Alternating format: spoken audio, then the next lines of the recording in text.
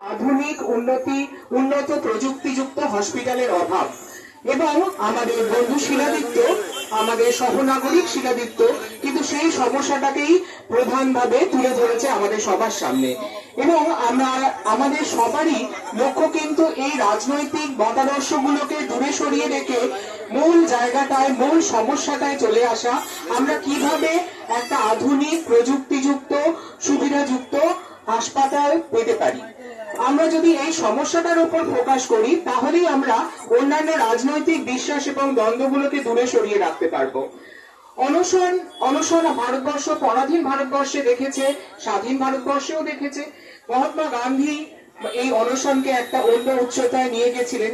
এটা অন্তরের অন্তঃস্থলের শক্তির কাছে ফিরে আসা, যেখানে যে অন্তঃস্থলের শক্তি মানুষকে সামাজিকভাবে লড়তে সাহায্য করে, তার ন্যায় অধিকার দাবি গুলোকে পেতে সাহায্য করে।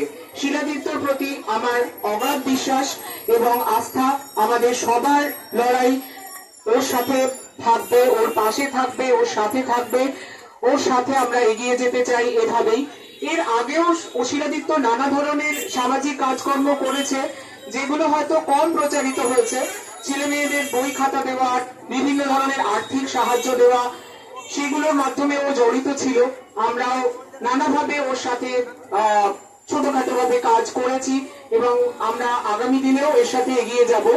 আরেকটা কথা বলে আমি শেষ করব, ছোট্ট কথা বলে আমি শেষ করব। সেটা হচ্ছে আমাদের আন্দোলনটা কিন্তু এখানেই শেষ হচ্ছে না। আবার নতুন পথে, নতুন দিকে আমরা সবাই সম্মিলিতভাবে, আপনারা আমরা সবাই সম্মিলিতভাবে আলোচনা মাধ্যমে, সিদ্ধান্ত নেওয়ার মাধ্যমে আমরা আরো সামনের দিকে নতুন নতুন পথে এগিয়ে যাব।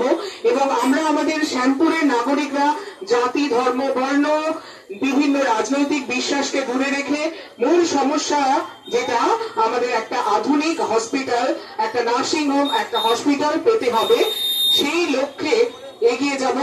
এই আশা নিয়ে আমার ক্ষুদ্র বক্তব্য শেষ করছি। আর শিলাদিত্যর জন্য আমার অনেক ভালোবাসা এবং স্নেহ। ধন্যবাদ।